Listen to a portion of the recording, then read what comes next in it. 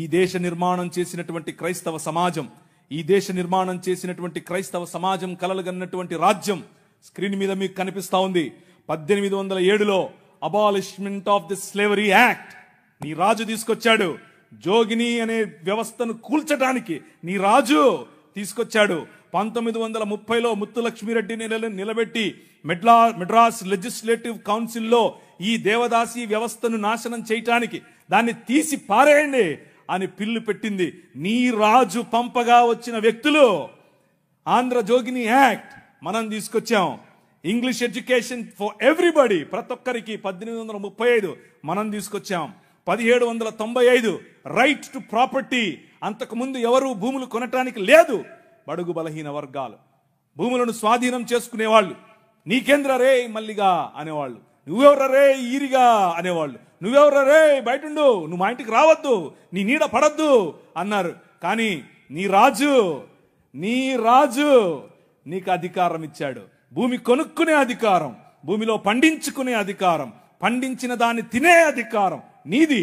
అంతకు ముందేమయ్యేది, భూమి తీసుకుని కష్టపడి మంచిగా పనిచేసి ఇంత పండు పండిన తర్వాత వస్తాడు అయ్యగారు, ఏట్రా ఇది ఏటి బాబండింది, అమ్మగారి కావాలంటే ఇచ్చిరాపో అంటే నోరు మూసుకొని ఇవ్వాలి అంతే.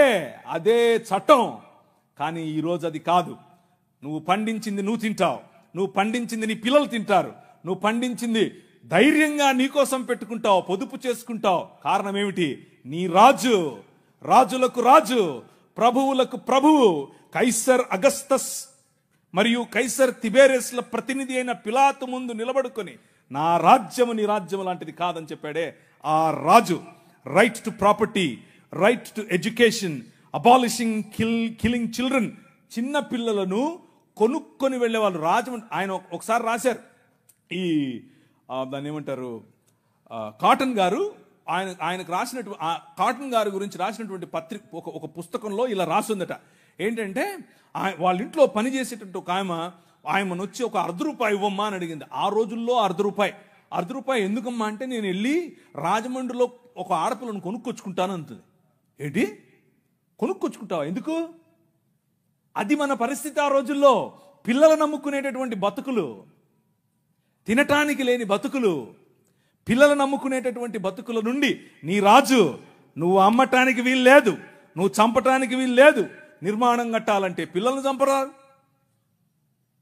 ఏదైనా రోడ్డు వేయాలంటే పిల్లల్ని చంపుతారు, రక్తం పడాలంటారు. ఇలా మన పిల్లలను చంపుతూ ఉంటే ఆపింది నీ రాజు.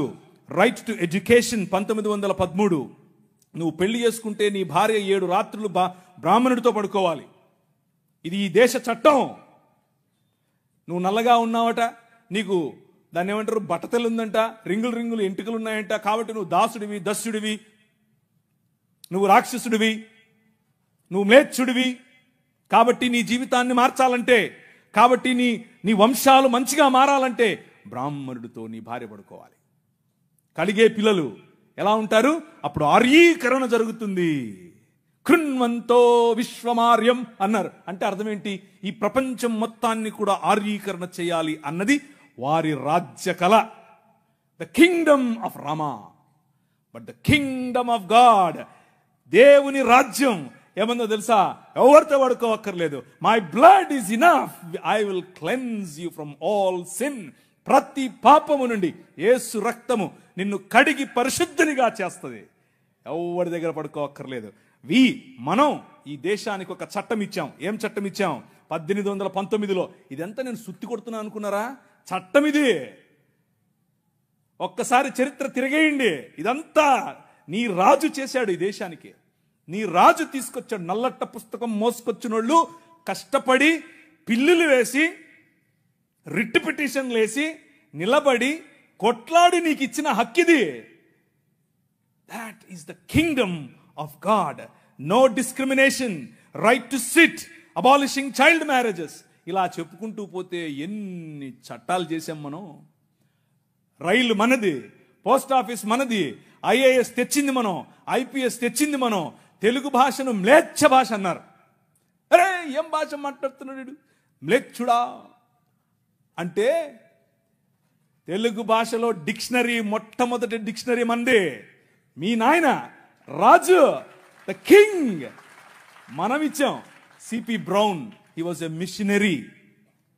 ఆయన కలెక్టర్ మాత్రమే కాదు, మిషనరీ. తెలుగు భాష గద్య భాగంలో మొట్టమొదటి పేపర్ మనది. తెలుగు భాష గద్య భాగంలో మొట్టమొదటి పుస్తకం మనది. వీళ్ళకు వాళ్ళ సొంత రామాయణం, మహాభారతాలు కూడా ట్రాన్స్లేట్ చేసుకునే దిక్కు లేదు. అది చేసింది మనమే. నిజం చెప్తున్నాను, నేను అబద్ధం చెప్పట్లేదు. మొట్టమొదటి ట్రాన్స్లేషన్ చేసింది కూడా మనమే. వాళ్ళు అది కూడా చేయరు. ఎందుకంటే విద్య పంచకూడదు. వాళ్ళ రాజ్యంలో విద్య పంచకూడదు. మన రాజ్యం అందరికీ విద్య. ప్రతి ఒక్కరూ చదవాలి. ఎందుకు? ఇదిగో ఈ నల్లట్ట పుస్తకం కూడా చదవాలి. అర్థమవుతుందా? నల్లట్ట పుస్తకం చదివితే దిమాగ్ ఖరాబ్ అవుతుంది, దిమాగ్ ఫిరాయిస్తుంది.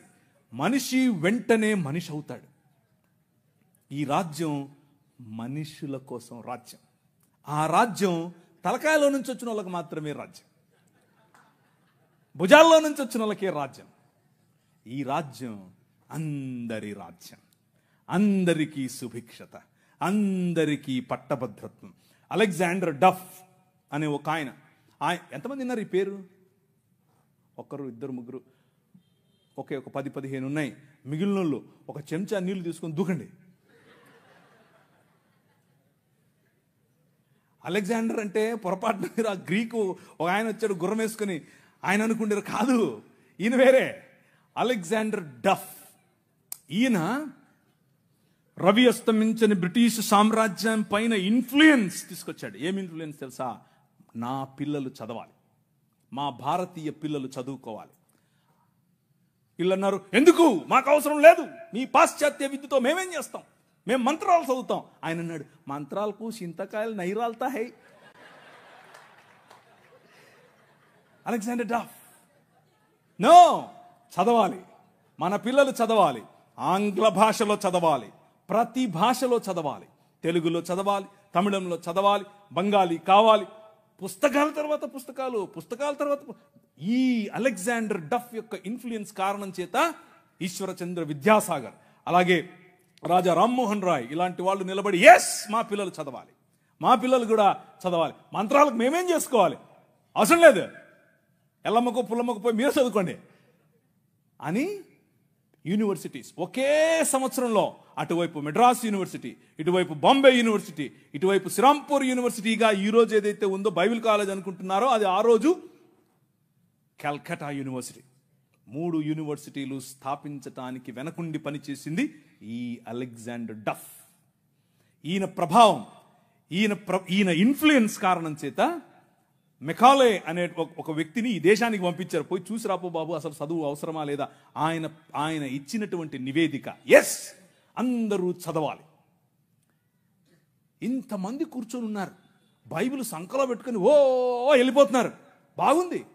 కానీ ఏడి ఒక్క అలెగ్జాండర్ డఫ్? మీ ఊరు ఎమ్మెల్యేని ఇన్ఫ్లుయెన్స్ చేసే దమ్ముందా నీ దగ్గర? మీ ఊరు ఎంపీ దగ్గర నిలబడుకొని మాకు ఇది కావాలి అని అడిగే దమ్ముందా నీ దగ్గర? అలెగ్జాండర్ డఫ్ నీ కోసం కొన్ని వందల సంవత్సరాల క్రితం నీ పిల్లల కోసం ఆలోచించాడు. ఎలా కట్టాం మీ దేశాన్ని తెలుసా? దూరదృష్టి, దూరంచే యుద్ధవాసనను పసిగట్టడం. యోబు గ్రంథంలో రాసినట్టు, గుర్రమును చూచితివా, అది వాడి రౌతును తిరస్కరిస్తుంది, తలతలలాడు ఈటెలను మెలమెలలాడు ఆ బల్లెములను చూసినప్పుడు రా రా అని ఉద్దండ కోపముతో మిడతల వలె గంతులేసి ముందుకెళ్తుంది. యుద్ధం అంటే దానికి అంత ఇష్టం. ఏది, ఎక్కడున్నారు అలెగ్జాండర్ డఫ్లు? రైజ్ అప్, ఇంతవరకు పాట పాడారు, లే నిలబడు, లే నిలబడు. ఎప్పుడు నిలబడతావు ఇంక నువ్వు? నీ చరిత్ర. డాక్టర్ బాబాసాహెబ్ భీమ్రావ్ అంబేద్కర్ గారి మాట అన్నారు. ఆయన కూడా ఒక చోట నేర్చుకున్నదే, మనమే నేర్పాం. The king of this world నేర్పాడు. ఏమన్నారు తెలుసా? చరిత్ర, నీ చరిత్ర తెలుసుకోకపోతే నువ్వు చరిత్రలో లేకుండా పోతావు. ఇది నీ చరిత్ర. ఇది నువ్వు ఈ దేశానికి, ఈ దేశ నిర్మాణంలో నువ్వు సాధించినటువంటి చరిత్ర. దారా యాక్ట్ 1879. దారా అంటే డెక్కన్ అగ్రికల్చరల్ రిఫార్మ్స్ యాక్ట్ దాని పేరు. ఆ రోజుల్లో స్వరాజ్యం లోకమానుడు ఉన్నాడు కదా ఆయన అన్నాడు, ఏమన్నాడు, ఆయన ఎందుకు అంతటానికి, ఎవరికి? పేదలు, బడుగు, బలహీన వర్గాలు వెళ్ళి దాన్ని ఏమంటారు, దున్నుకుంటామయ్యా అంటే, సరే దా. అదేదో ఆ రోజుల్లో సినిమా వచ్చింది, సబ్బు పౌడరు చూపించి వాళ్ళ దగ్గర భూములు తీసుకునేవాడు. ఆ టైప్ ఇడు. అలా చేస్తూ ఉంటే క్రైస్తవ మిషనరీలు అప్పుడున్నటువంటి డెక్కన్ ప్రాంతానికి రాజు అయినటువంటి హైదరాబాద్ హయాంలో వాళ్ళ దగ్గరికి వెళ్ళి ఇన్ఫ్లుయెన్స్ చేసి, నో అలా కాదు, అలా ఉండడానికి వీల్లేదు, దే ఆర్ పెసెంట్స్, వాళ్ళకి అంతంత వడ్డీకి రుణాలు ఇస్తే వాళ్ళు ఎట్లా కడతారు, వాళ్ళు ఎలాగూ కట్టలేరు. కాబట్టి డబ్బులేమో ఇచ్చేసి వాళ్ళు కట్టలేని పక్షంలో వాళ్ళ భూములు తీసుకోవటం ఏంటిది? This is not righteousness, this is not right. అది న్యాయం కాదు. ఆయన భుజముల మీద రాజ్యభారముండును. ఆయన భుజములు ఎక్కడ? ఫ్రిడ్జ్లో పెట్టొచ్చుంటాడా? నువ్వే. This is his body. ఇది ఆయన శరీరం, ఆయన భుజములు ఇక్కడే ఉన్నాయి. ఆ రోజు వాళ్ళు గుర్తించారు, అది నా బాధ్యత అని గుర్తించి వాళ్ళకి 25 పైసల కంటే ఎక్కువ వడ్డీకి రుణం ఇవ్వటానికి వీల్లేదు అని యాక్ట్ చేశారు. ఈ రోజు కూడా అది అలాగే అమల్లో ఉంది. That is your king. నీ రాజు అది. ఈ దేశాన్ని అలా నిర్మించాడు. శామ్ అగింబాటమ్ అనే ఒక ఆయన గ్రీన్ రెవల్యూషన్ ఈ దేశానికి తీసుకొచ్చాడు. ఓ ఆవులు, మేము దాన్ని నిమురుతాం, మేము దాన్ని పూస్తాం, మేము దాన్ని కడుగుతాం అనేవాళ్ళు. కొంతమంది సిమ్ కార్డు బాబాలు ఉన్నారు, ఈ మాటలే అంటుంటారు. వాళ్ళకి చేతకాల ఎట్లా ఆవులు పెంచాలి, ఎట్లా డైరీ ఫామ్ తీసుకురావాలి, ఎట్లా అగ్రికల్చర్ చేయాలి, మేము నిమురుతూ ఉంటాం, మాకు అదే కావాలన్నారు. కానీ ఏం చేయాల, చూస్తూ ఉన్నారు ఊరికే. కానీ శామ్ అగింబాటమ్ చూశాడు, ఊరికే నిమర్లా పనిచేసాడు. ఎందుకో తెలుసా? యువర్ కింగ్, నీ రాజు భావజాలం వేరు. ఊరికే దాన్ని పట్టుకోనేది కాదు ఆయన రాజ్యం. దాని ద్వారా అనేకులకు ఉపాధి, దాని ద్వారా అనేక కుటుంబాలు బాగుపడాలి, అనేక కుటుంబాలు నూతనపరచబడాలి. ఆయన 21వ అధ్యాయం ప్రకటన గ్రంథం 3, 4, 5 వచనాల్లో సింహాసనాసీనుడైన వాడు ఈ విధముగా సెలవిచ్చుచున్నాడు, ఇదిగో నేను సమస్తమును నూతనపరచుచున్నాను. క్రొత్త ఆకాశము క్రొత్త భూమిగా తయారు చేసేటటువంటి, అగ్నిలో పుటము వేసి బయటకు తీసినట్లుగా ఈ ప్రపంచాన్ని పునరుత్థానము చెందించే పనిలో నన్ను వాడుకుంటున్నాడు. That is your king. ఆ రాజు వచ్చాడు, ఆ రాజు పని మొదలెట్టాడు. ఎలా మొదలెట్టాడు? ప్రతి సమాజాన్ని పట్టుకోవటం ద్వారా, ప్రతి ప్రభుత్వాన్ని ప్రభావితం చేయటం ద్వారా. ఆనాడు నిమ్రోదు సమయం మొదలుకొని ఈనాడు నరేంద్ర మోదీ గారి ప్రభుత్వం వరకు హీ ఈజ్ ద కింగ్. ఆయనే నడుపుతున్నాడు, ఆయనే చేస్తున్నాడు. మన జీవితాలను మరింత ప్రభావవంతమైనదిగా చేయటానికి ఈరోజు భారతదేశం అన్ని దేశాల కంటే రిలీజియస్ మైనారిటీస్ పైన ఒత్తిడి తీసుకొని రావటంలో, వారిని హింసించడంలో ప్రపంచంలో ర్యాంక్ నంబర్ 1 మనం. నంబర్ 1 ర్యాంక్ మొన్నే వచ్చింది. రిలీజియస్ మైనారిటీస్ అంటే మనలను హింసించటంలో భారతదేశం నంబర్ 1. పాకిస్తాన్ కాదు, ఆఫ్ఘనిస్తాన్ కాదు, సోమాలియా కాదు, ఎవరు కాదు, భారతదేశమే. చచ్చిపోయిన వాళ్ళను కూడా గుంత తవ్వి బయటకు తీస్తున్నారు ఛత్తీస్గఢ్లో. ఎందుకు చేస్తున్నారో తెలుసా? ఇదంతా భయం. ఏంటా భయం? వీళ్ళందరినీ మనుషులు చేస్తున్నారు, వీళ్ళందరూ సమానం అంటున్నారు. మతం మనుష్యత్వం ఎదుట నిలబడలేదు. భయం దానికి. మతానికి నిజమైన మనిషిని చూస్తే భయం. నిజమైన మనుష్యులను తయారు చేసేటటువంటి దేవుని రాజ్యం, నిజమైన మనుష్యత్వాన్ని ఈ ప్రపంచంలో వెలుగుగా ప్రకాశింపచేయటానికి పిలువబడినటువంటి దేవుని రాజ్యం. ఆ రాజ్యం నిలబడాలి, ఆ రాజ్యం పోరాడాలి, ఆ రాజ్యం భయంకరమైనటువంటి ఈ ఒడుదుడుకులలో కూడా నిలబడాలి. అలా నిలబడటానికి మీరు మీ సమాజం, మీ సంఘం పాటు పడాలి. అలా పాటు పడతారని నేను విశ్వసిస్తున్నాను కూడా.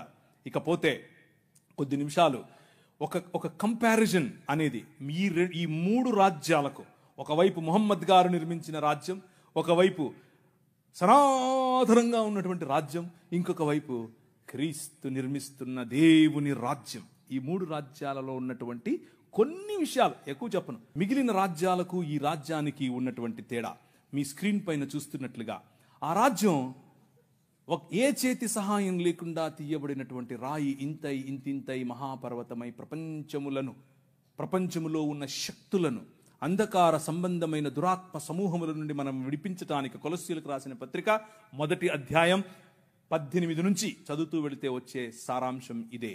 ఆ ప్రభువు భయంకరమైనటువంటి వైలెన్స్కు ప్రతీకగా ఉన్నటువంటి సిలువను హీ ఫ్లిప్డ్ ఇట్. దాని మీద కాలు వేసుకుని కూర్చుని మరణం. అందరూ అనుకున్నారు 3 మేకులు పీక్కోలేడు. 3 మేకులు పీక్కుండేది కాదు, మనుష్య సమాజానికి పట్టినటువంటి పాపం అనే మేకును, ఆ మేకుకున్న ముళ్ళు, మరణం అనే ముళ్ళును విరిచి పారేయటానికి ఆయన సిలువనెక్కాడు. సిలువనెక్కి ప్రపంచాన్ని మార్చటానికి, ప్రపంచములో దేవుని రాజ్య సువార్త ప్రకటించటానికి, ప్రపంచములో the presence of his countenance, దేవుని సన్నిధి మన మధ్యకు తీసుకుని రావటానికి, ఇమ్మానుయేల్ అనేటటువంటి ఎక్స్పీరియన్స్ మనకి ఇవ్వటానికి, ఆయనే స్వయంగా పగటిలో మేఘస్తంభముగా, రాత్రిలో అగ్నిస్తంభముగా, నీళ్ళిచ్చు బండగా ఎలా అయితే ప్రపంచములో ప్రతి సమయములోనూ తన ప్రమేయాన్ని మనుష్యుల మధ్యలో చూపిస్తూ వచ్చాడో, పురాతన కాలము మొదలుకొని శాశ్వత కాలము, ఇప్పుడు భారతదేశంలో, ఇప్పుడు మిగిలిన దేశాల్లో, ఇప్పుడు అమెరికాస్, ఇప్పుడు ద హోల్ వరల్డ్ లో తన ప్రమేయాన్ని చూపిస్తున్నాడు. ఆయన ప్రెజెన్స్, ఆయన ఆలోచనలు చూపిస్తూ ఉన్నటువంటి ఈ దేవుడు మనకివ్వబడినటువంటి పిలుపు ఏమిటి అనంటే ద కాల్ ఆఫ్ అస్. మనకివ్వబడినటువంటి పిలుపు ఏమిటి అనంటే యాక్ట్. మనం న్యాయమును జరిగించాలి, కనికరమును ప్రేమించాలి, అలాగే దీన మనస్సు కలిగి జీవించాలి. ఇదే మనకు పిలుపు. నువ్వు బలులు ఇస్తావా, నువ్వు నీ కొడుకునిస్తావా, నువ్వు నూనె నువ్వు గొర్రెలిస్తావా అని మతం చెప్తూ ఉంటే, మనుష్యుడా అది కాదు నేను అడిగింది. 3 ఏమడిగాను? న్యాయమును జరిగించుటయు, కనికరమును ప్రేమించు, మీకా గ్రంథం నుంచి చెప్తున్నాను, కనికరమును ప్రేమించుటయు, దీన మనస్సు కలిగి నీ దేవుడైన యెహోవా ఎదుట జీవించుటయు. ఇంతే కదా నేను అడుగుతోంది. That is my Kingdom. నా రాజ్యం అదే. ఆ రాజ్యం నీవు స్థాపించాలి. ఆ రాజ్య స్థాపనలో నువ్వు నేను కలిసి పనిచేయాలి. ఈ రాజ్యంలో చిన్నపిల్లలు, ఆడపిల్లల పట్ల మన వైఖరి ఏమిటి అనంటే, ప్రభు అన్నాడు, నీ కనుదృష్టి తప్పుగా ఒక స్త్రీ మీద పడితే కూడా నువ్వు పాపం చేసినట్లే అని అన్నాడు. కానీ ఈ రాజ్యం, ముహమ్మద్ గారు నిర్మించినటువంటి రాజ్యం, ఆ రాజ్యంలో స్క్రీన్ మీద మీకు కనిపిస్తున్నట్లుగా 9 ఏళ్ల బాలికతో 6 ఏళ్ల వయసులో ఆమెను పెళ్లి చేసుకుని 9 ఏళ్ల వయసులో ఆమెతో శయనించినటువంటి రాజ్యం. అలాంటి రాజ్య నిర్మాణం ముహమ్మద్ గారు చేశారు. అది ఎక్కడుంది? సహీహ్ బుఖారీ వాల్యూమ్ నెంబర్ 7 హదీస్ సంఖ్య 51, 58. 4 పెళ్లి చేసుకోను చాలే అని అల్లా చెప్పాడంట ఆయనకి.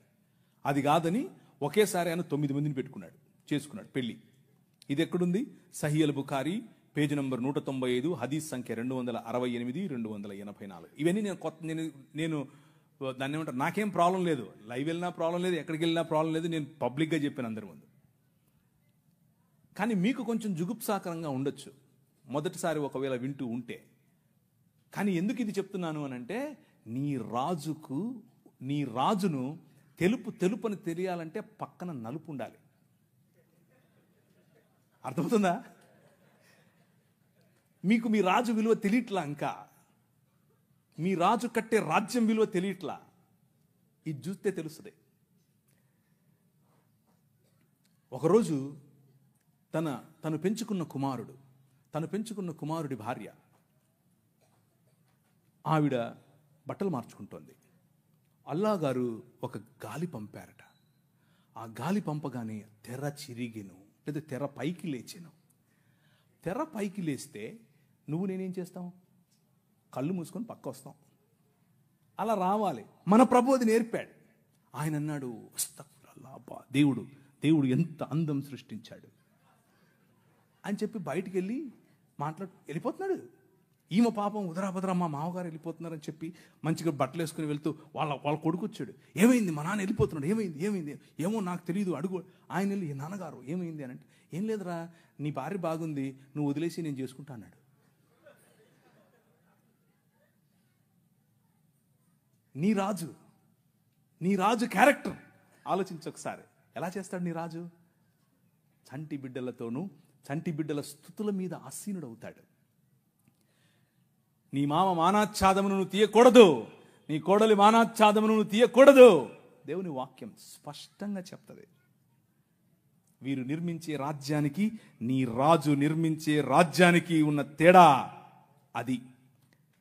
ఇవన్నీ చూపించి సనాతనం చున్నలు చూశారా మా దగ్గర ఇలాంటివి ఇలాంటి చెప్తుంటారు. మాకు తెలియదులే అని. అది కూడా చూద్దాం అన్నాను ఒకరోజు నేను. మొన్న ఒక ఆమె వచ్చింది, తెల్ల జుట్టేసుకుని. ఆమె అంతా ఆస్ట్రేలియన్ లాగా ఉంది. నేను ఆమె ఆస్ట్రేలియన్ అనుకున్నాను. కాదు, ఆమె నేను ఇంగ్లీష్లోనే డిబేట్ చేస్తాను. సరే ఇంగ్లీష్లో మాడదాం రా అని కూర్చొని మాడుకుంటున్నాం. ఆమెకి కంటెంట్ చూపిస్తుంటే ఇదంతా తూచి అంటుంది. నేను ఒప్పుకోను, నేను ప్రిపేర్ కాలేదంటుంది. నేను అడిగాను, నేను రమ్మని, నువ్వే చెవు అంటుందామా లైవ్లో. ఏ సబ్ దిస్ ఈజ్ ఆల్ రాంగ్ ఏంటి? ఇక్కడ కనిపిస్తుంది కదా, టెక్స్ట్ పెట్టాను కదా. మన సహోదరులకు తెలియదు ఇది ఇలా ఉంది. ఆ పుస్తకంలో, ఈ పుస్తకాలు ఇలా రాసుకున్నారని వాళ్ళకి తెలియదు. అందుకు ఆ సమస్య. శ్రీ బ్రహ్మవైవర్త పురాణం part 2 chapter number 35 page number 340. Okay, అందులో బ్రహ్మగారు స్వయంగా తన కూతురుతో శయనించడం చాలా గ్రాఫికల్గా రాశారు. ఋగ్వేదం మండలం 10 సూక్తం 61 వచనం 5 మీకు అక్కడ అండర్లైన్ చేసి చూపించాను. తన కూతురుతో ఆయన పెళ్లి చేసుకోవటం మరియు తన కూతురిని ఆయన అనుభవించడం. అంత మాత్రమే కాదు, శంకర భగవత్పాదులు అని మన కాకినాడ నుంచి ఒక ఆయన చెప్తుంటాడు చూసారా. ఆ శంకర భగవత్పాదులు అంటే ఇంకెవరో కాదు, ఆది శంకరాచార్యుడు నేను చూపించినటువంటి ఋగ్వేదం 10వ మండలానికి ఆయన వ్యాఖ్యానం రాశాడు. ఆ వ్యాఖ్యానం అక్కడ ఉంది. ఏమనుంది అని అంటే, ఈ ఉపనిషత్తుల్లో ఉన్నటువంటి మాట ఇంకేదో కాదు, విరాజ్ అయినటువంటి మను అనగా బ్రహ్మగారు తన కూతురుతో నిజంగానే శయనించాడని రాశాడు. కానీ మన పిలుపు ఏమిటి? What is our calling? మన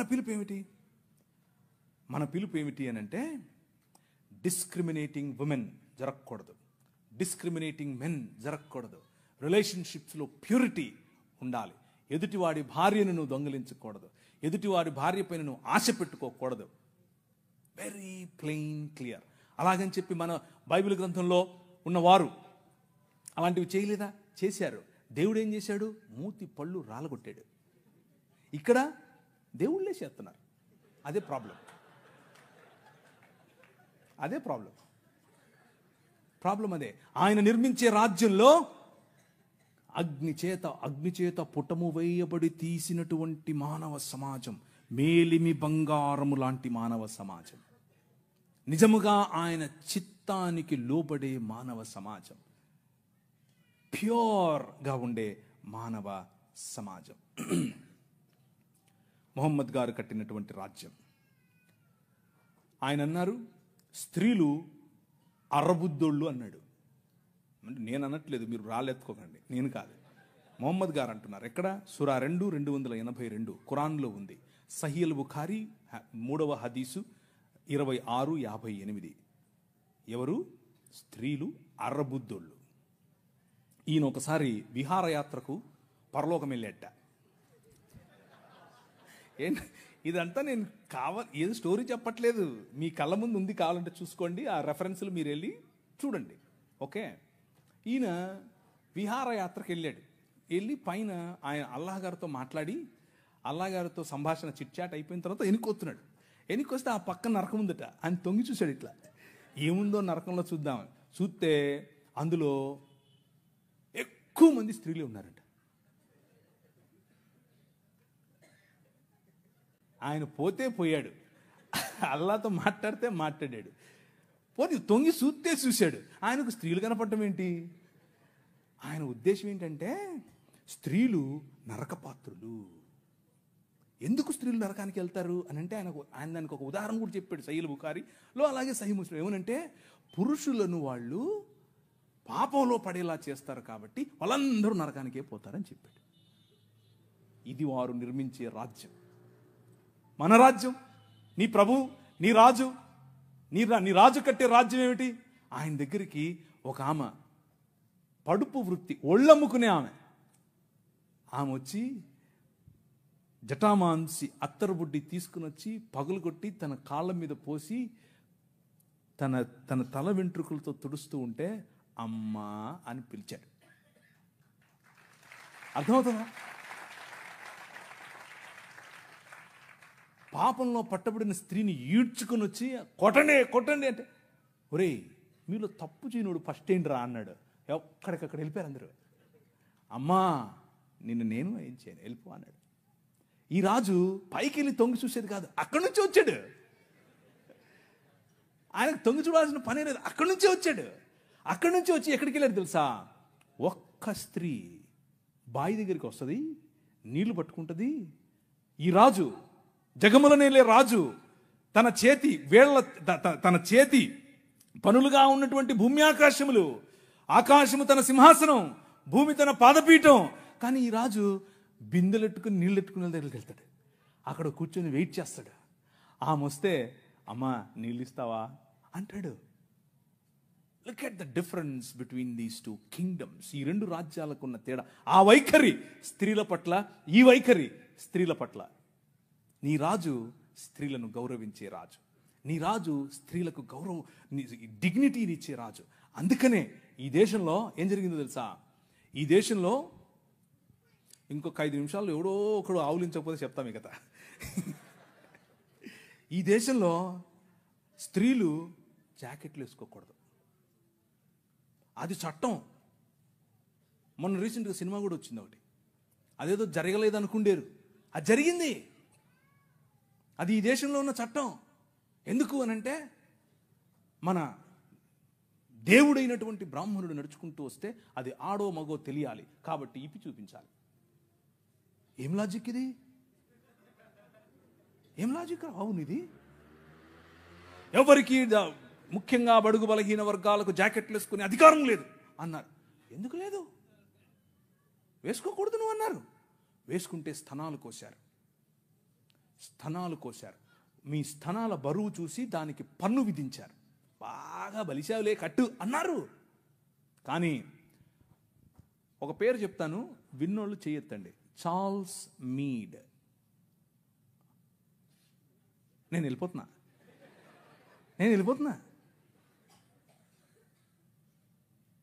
మీరందరూ జాకెట్లు వేసుకోవడానికి కారణం ఆయనే. నేను అబద్ధం చెప్పట్లేదు, నిజం చెప్తున్నాను. చట్టం చేశాడు. అక్కడ లండన్ హౌస్ ఆఫ్ కామన్స్లోకి వెళ్ళి కొట్లాడాడు. నా భారతీయ స్త్రీలకు గౌరవం కావాలి. తెల్లోడే బయట నుంచి వచ్చాడు. అందుకనే వాళ్ళను గర్వంగా మా తల్లిదండ్రులు అనేది, నేను ఊరికి అన్ను గర్వంగా అనేది. ఎందుకు తెలుసా? మీరు బట్టలు వేసుకోకుండా మమ్మల్ని అనగదొరికితే వాళ్ళు మాకు జాకెట్లు పంచారు. మీరు అన్నం పెట్టండి అయ్యా అని అంటే ప్యాడ్ ఇచ్చారు, చచ్చిపోయిన గొడ్డిచ్చారు. వాళ్ళు పనికి భృతి ఇచ్చారు భారతదేశాన్ని నిర్మించటానికి.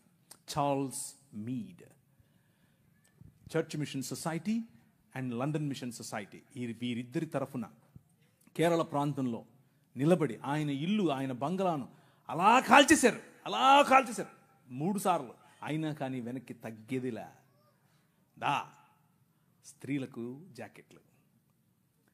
వారిని చూసి నాడార్ సమాజంలో ఉన్న స్త్రీలందరూ జాకెట్లు వేసుకోవడం మొదలు పెడితే, అమ్మా నీకు అంత కొవ్వటే అని పట్టుకుని రోడ్లో వాళ్ళ స్తనాలు కోసి ఊరేగించారు. అయినా కానీ ఆయన అన్నాడు, దేవుని రాజ్యం, దేవుని శక్తి మీ మీద ఉంది, భయపడద్దు, మళ్ళీ కుట్టిస్తానన్నాడు. మళ్ళీ వాళ్ళకి జాకెట్లు వేసాడు. వాళ్ళని చూసి ఈడవ సమాజం వాళ్ళు జాకెట్లు వేసుకోవడం మొదలు పెట్టారు. కేరళ మొత్తంలో విప్లవం. ఏం విప్లవం? జాకెట్ల విప్లవం. జాకెట్ల విప్లవం ఏంటండి బాబు? అవును అవును, గాస్పెల్, దేవుని రాజ్య సువార్త అని అంటే నువ్వు చచ్చిపోతే పరలోకం పోతావా, నరకం పోతావా, ఈనేసొస్తావా, కూలిపోతావా, ఇక్కడ వరకే కాదు. నీ రాజ్యము వచ్చునుగాక, ఇక్కడ ఇప్పుడు ఈరోజు నువ్వు బ్రతికుండగా దేవుని చిత్తము నీ మధ్య నెరవేరాలి. మా అనుదిన ఆహారము మాకు దయచేయి. ఈ దేశంలో ఆహారము లేక అలమటించే క్రమంలో అన్నం పెట్టింది ఈ సువార్త. మనిషిని మనిషిగా చూసింది ఈ సువార్త.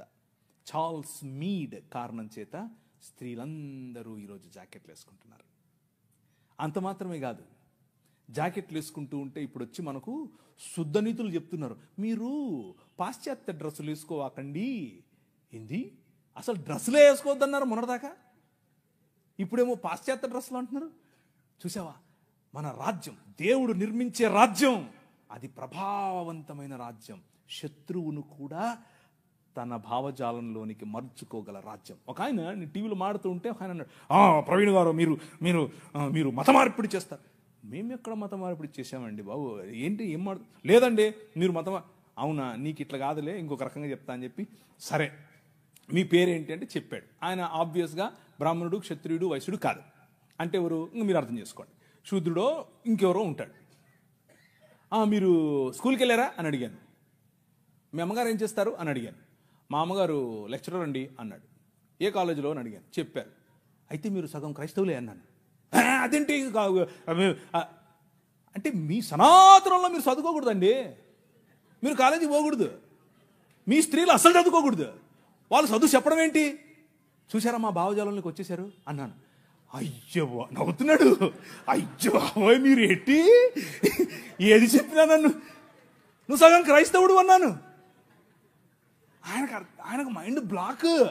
ఏంటండి చెప్పాను. చూసారా, దేవుని రాజ్యం ఆవగింజంతదే, కానీ అది పెరుగుతుంది, నీకు తెలియకుండానే పెరుగుతుంది, విస్తరిస్తుంది, మహావృక్షం అవుతుంది. మీ అమ్మగారికి చదువు చెప్తుంది.